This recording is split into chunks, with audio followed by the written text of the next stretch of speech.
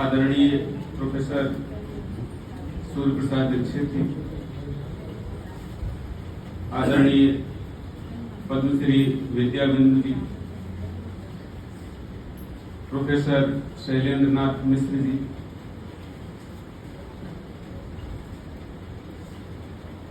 रत्नशील दीदी और मंच पर हमारे दत्ता अमरेंद्र होतिया,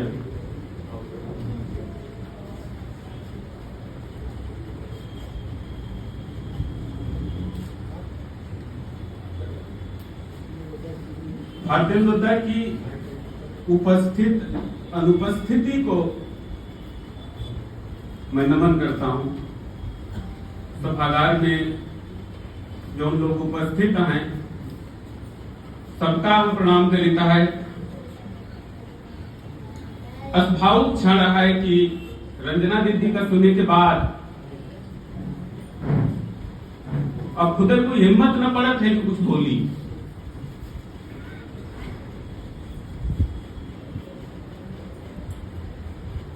स्वर्गीय भारतेंदु मिश्र जो कहत भय लिखत भय कितने दाएं जवान लड़खड़ाता है, कितने दाएं हाथ कांपता है।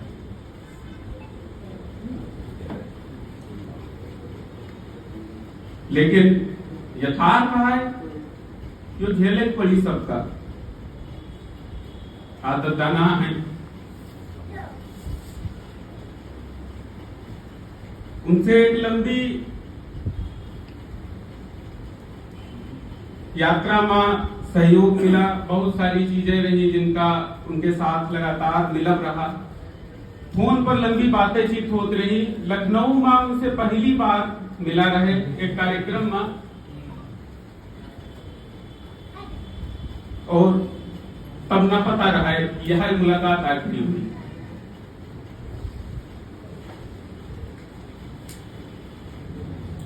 जब सोच रहे रहन कि स्वर्गीय भारतेंदु मिश्र अब एक लेख लिखे रहा, श्रद्धांजलि लेख, जिसमें कई लोग हमसे कहीं लिखे ताई, लेकिन काल पूरा करके एक हिंदवी ताई भेज दिए। तो सोचा सन 1943 में रामविलास शर्मा जी पढ़ीस जी के निधन पर माधुरी का एक विशेषांक निकाले रहे। वो अंक के अध्यक्ष संपादक रहे डॉक्टर रामविलास शर्मा जी। वो अंक में निराला जी का एक लेख है। आज बड़ा कोशिश करने के बाद का यह चीज पता चली कि निराला जी का भरकुर्रा प्रवास नाम से एक लेख छपा रहा दिनमान में। वही के नाते यह पता चला कि लगभग 42 से लेकर सन 46 तक निराला जी का प्रवास जो है वह चित्रकूट के पास एक गांव रहा है भरकुर्रा, वह मां उनका रहा था। तो दीक्षित जी का जब निधन भा रहे तो निराला जी कुएं रहे। अवधि के हिंदी के बड़े कवि केशव तिवारी जी वह फोटो भेजी जिसमें निराला जी कबो राहत रहे, और वह में दुखद समाचार उनका मिला रहा है कि पंडित बलभद्र दीक्षित पढ़ीस न रहे। खुद लिखे हैं कि कई दिनों तक जो है वे सन्नपात में रहे, ऐसी स्थिति में कि कौनों से मिले जुले कौनों मन ना करता है। कहा रहा है कि छोड़ दिन रहा है, लेकिन फिर तंबाकू खाए लगे। मन भरनाथ रहा थे 24 घंटा, लेकिन उबरे का कौनो राह न दिखाते। जो लोग वो जमाने में निराला जी का देख सुन रहे रहे, वो बतावत है कि कैसे निराला जी की का दुर्दशा रहे, पढ़ीस जी के न रहे। यह एक आत्मीयता रहे। खैर मन जो है एक शून्यता में जाता है, लेकिन उसका लौटावे का परे। भारतेंदु जी आज भले स्थूल रूप में हमारे समक्ष ना है, लेकिन फिर भी वह साहित्य जगत में जो काम अपन कहिए हैं वही के नाते अवधि साहित्य का इतिहास उनका कबो न बोल पाई।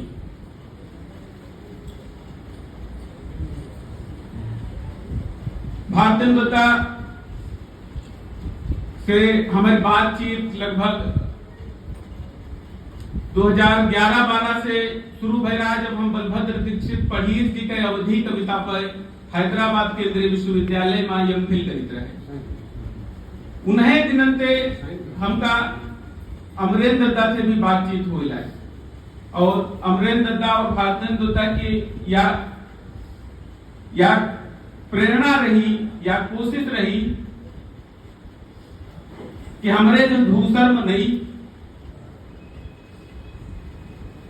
आज जो कुछ थोड़ा बहुत कई पाई है यहाँ कांड आए पूरे सामने।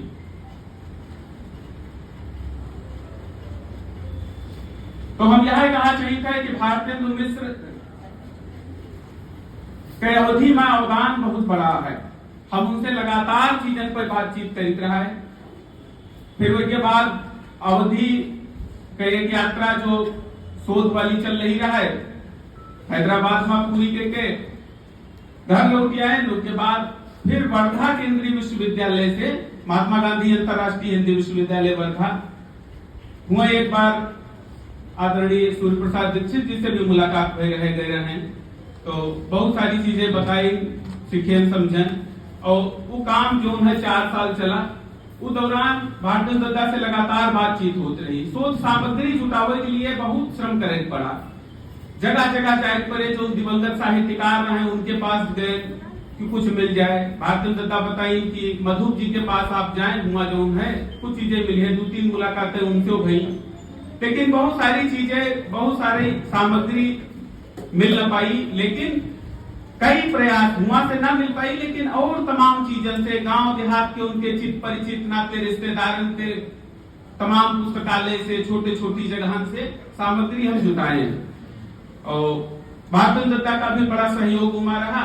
वह दौर में पीएचडी करे भय यो सोचन कि यह बहुत जरूरी है कि कम से कम हमारे समय के जो साहित्यकार हैं वो जो साहित्य बचा रहेगा है उसका संरक्षित कर ली जाए, नहीं तो फिर ढूंढे न मिली सब हेराई गई।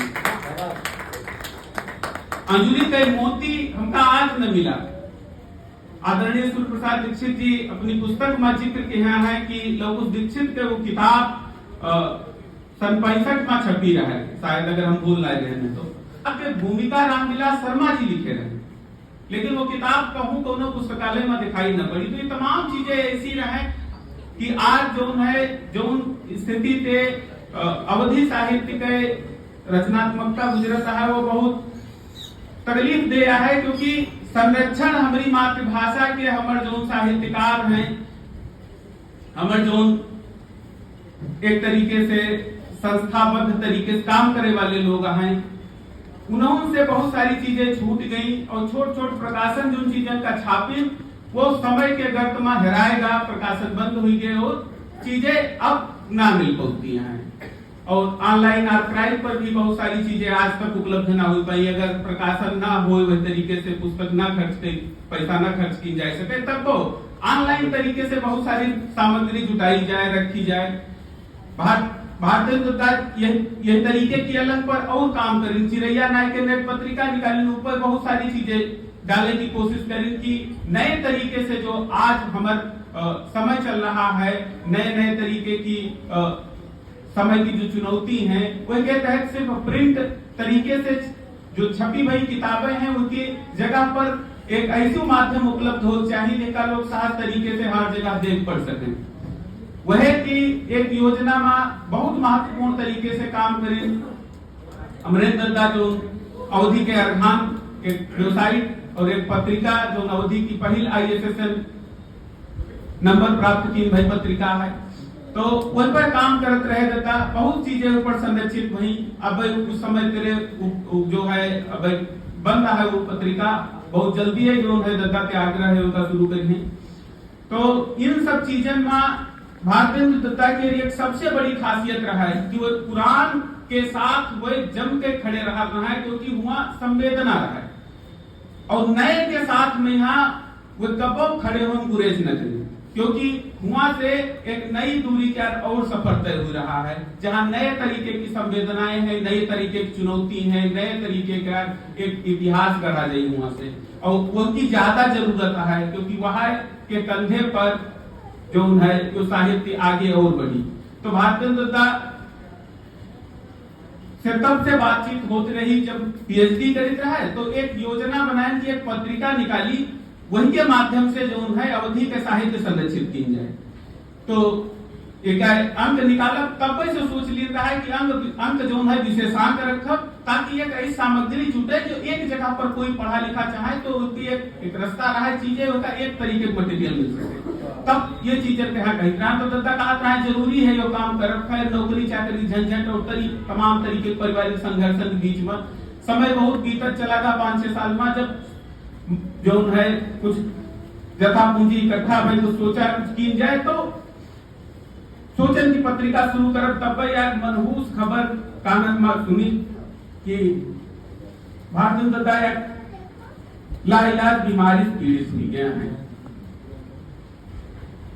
तो फिर कुछ कहा तो रहने का बहुत दिन तक सोचे समझन पड़े रहे, लेकिन सोचा यह न रहा कि पहले अंक जो है पत्रिका का निकाले गई है, कौने तरीके से निकाले गए हैं, कौन साहित्यकारण का संरक्षित करे गए हैं, स्त्री संदर्भ के पत्रिका के अंक निकाले गए हैं, दलित संदर्भ में अवधि साहित्य के चेतना देखे गई हैं, बहुत सारी चीजें हैं जिस पर काम करेंगे, योजनाएं बनती हैं। लेकिन जब देखें कि समय बहुत कम है, तो हम कहें कि पहला अंक जो है हम भारतीय जनता पर केंद्रित करके कम से कम जो बची हुई चीजें हैं सुरक्षित है, उन चीजों का एक जगह संकलित करिए। तो वह दौरान बहुत सारी चीजें इकट्ठा हुई, बहुत सारी किताबें इकट्ठा हुई। जब हम बताएं यह बात दत्ता का कि दत्ता यो पहल अंक जो है हम आप पर केंद्रित की चाहिए। संपादकीय महाविभाग का स्पष्ट जिक्र किया है कि जब पहली बार बताएं तो बहुत सोचा और कहीं कि भैया ऐसा न हो, तोहरो मजाक उड़े हम शर्मिंदा हुई। तो कहीं दत्ता यकीन करो ऐसे कुछ कोई के यहाँ आए है, हम काम करब तो मनते करब। और आप देख चुके हो कि जनगति का एक अंक जो है अवधि का संपादित किया रहा है, एक अंक उसके बाद में परिवर्तन पत्रिका का लगभग 300 पेज का अवधि का निकला, वैसा ही काम दत्ता करब।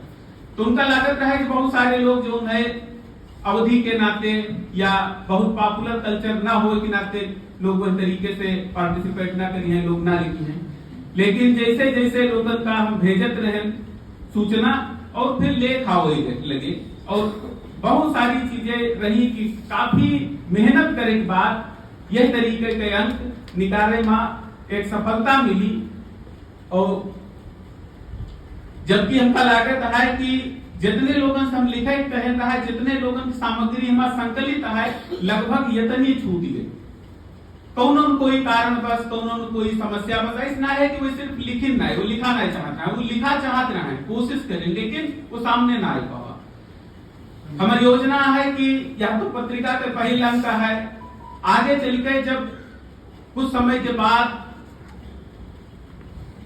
ये पत्रिका का एक किताब के फॉर्मेट में लाओ, तो वह सामग्री जो छूट गई रहा है वो का पूरा करने की कोशिश करें। आगे भारतेंद्र जी के रचना कर्म पर यहाँ आज कहा तो और ज्यादा मन जो है सब चाहता है। ये कार्यक्रम की पूरी योजना उन्हें बनाई रहे, हमका बहुत सारी चीजें न पता रहे। हम रश्मिशील रीति से मना किए, जब हम पोस्टर देखा हम कहें जो सम्मान हम करना चाहिए।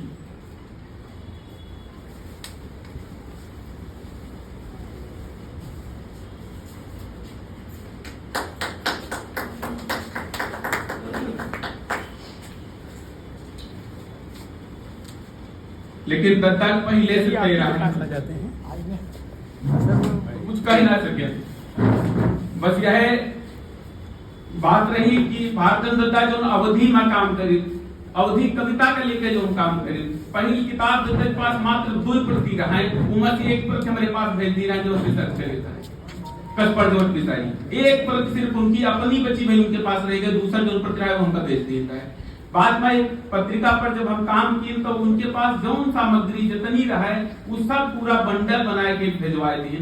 तमाम चीजें ये लेख में हैं, उनके मूल लेख भी हैं, तमाम ऐसी चीजें हैं जो अलग अलग कहूँ पत्रिकन में कबो छपी रहा है, कहूँ अप्रकाशित रहा है, वही चीजें तीनों कहानी उनकी है, छोटी छोटी कहानी है, तमाम निबंध हैं, पत्र हैं, बहुत सारी चीजें हैं। एक संचयिता जैसी छोटी चीज एक वानगी है कि कबहू कोई शोध छात्र अगर ढूंढत टटोलत है काम करी तो उनका एक ऐसी वानगी मिल जाए जहां से वो काम कर सके। तो सबसे बड़ा काम तो दत्ता का गद्यमा रहा है, अवधि गद्यमा। त्रिलोचन जी पर अपन एक लेख लिखे हैं, श्रद्धांजलि लेख है त्रिलोचन जी का, याद करता है कि त्रिलोचन जी कैसे उनका गद्य की तरफ मोड़ी। त्रिलोचन जी के 2 पत्र भारतेंदु जी के नाम लिखे हुए हैं जो ये पत्रिका में भी संकलित है। बहुत महत्वपूर्ण पत्र है, वो कैसे जो है बड़े लोगों से सीखत है। भारतेंदु जी के साथ उनकी एक तस्वीर है कुल्लू के, कैसे एक बड़े साहित्य मनीषी के चरणन में बैठ के वो सीखत है।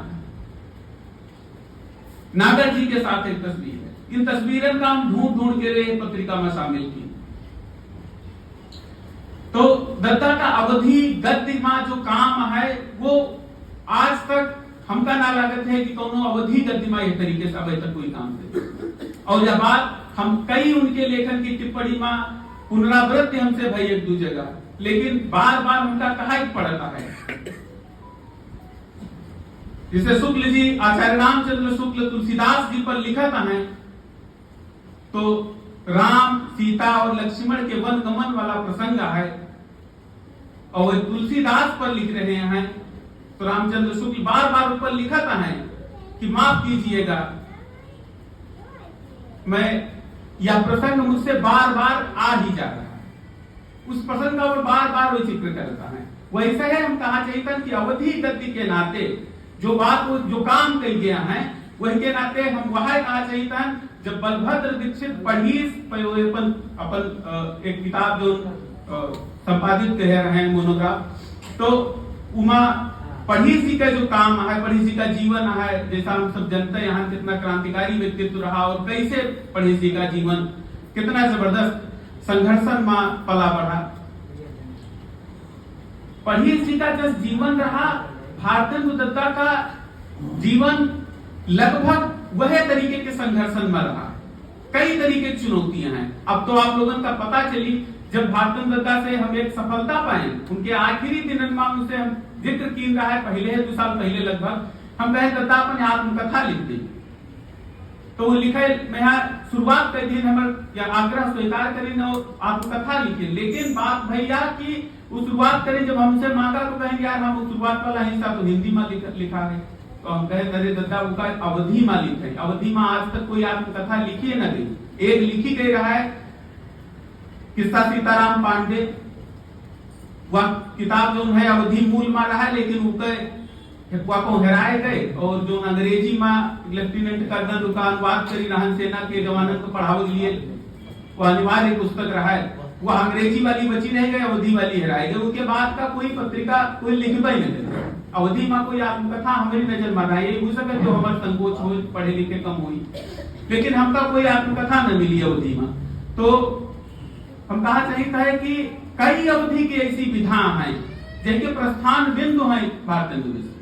भारतेंदु मिश्र अवधि की वह आत्मकथा जो सबसे महत्वपूर्ण तौर पर लगभग 150 पेज की आत्मकथा है, उसमें कई ऐसे जीवन प्रसंग हैं जो आज हमारे अवधिया समाज जो अपनी कुलीनता में बूढ़ा बाड़ा है उन्हें लिख पाई। तो यह बात है कुछ कहीं के अपन हम बात कहा चाहिए है अंतिम तौर पर कि भारतेंदु जी अवधि गद्य के पढ़ीस हैं। जो काम पढ़ीस जी कविता के नाते कही गए, वह काम का बहुत आगे तक भारतेंदु जी अवधि गद्य में बनाएंगे और उनकी आत्मकथा बहुत जल्दी प्रकाशित हुई। हम अपन बहुत यार छोट कविता जो लिखित रहा है भारतेंद्र दत्ता का समर्पित करत भय हम सोचित है कि उनका पढ़ दिए कुछ अंश और अपन बात अपन श्रद्धांजलि उनके प्रति यह ज्ञापित करिता है। अवधि के जब जब बात चली दद्दा तुम यह याद करो। अवधि की जब जब बात चली दद्दा तुम यह याद बहुत। जब नए गदेला गद्दिकार परचम भाखा मा थाम हैं। जब नए गदेला गद्दिकार परचम भाखा मा थाम हैं। जब पढ़ लिख के महतारी ते कीरत के पंथ निकाल हैं। जब लाज न आई ग्वाले माँ मौसी ते महतारी की भाखा दद्दा तुम यह याद करो। जब सजग भतीजो समरथ हुई रूपा फूफू का कह तेरी। जब सजग भतीजो समरथ हुई रूपा फूफू का कह तेरी। बूढ़ी आखिर सम्मान दे कि अपने ही हारिल का हेरी। तब नेह केर गगरी ढरकी करुणा की बूंदन सीपी माँ दद्दा तुम यह याद करो। जब जात धर्म की कट्टरता कोठिन ते ईंटन अस खसकी। जब जात धर्म ते कट्टरता कोठिन ते ईंटन अस खसकी। मनैन की झोपड़िन के भीतर देवतन अस नई खुशी चमकी। तब नई रोशनी महक उठी चंदावतिया जीवन पाई दद्दा तुम यह याद करो। जब वह पगलिया की अम्मा भारत के आपन घर मानी। जब वह पगलिया के अम्मा भारत के आपन घर मानी। घर वाले अपनी बिटियन का यही देशवा का जीवन जानी। सब शिक्षा और चिकित्सा के ममता के समता राज करी दद्दा तुम यह याद करो। अंतिम पंक्तियां हैं इसकी। करवन दिन नाय रहे दद्दा। करवन दिन नाय रहे दद्दा भौजी पर का बीतत होई। वह मधुमति सुधि अरुणाई की जीवन पथका रूंधती हुई। जब असमय कोई नाय मरी सब मर्जन के दवा हुई दद्दा तुम यह याद करो। दद्दा तुम यह याद करो।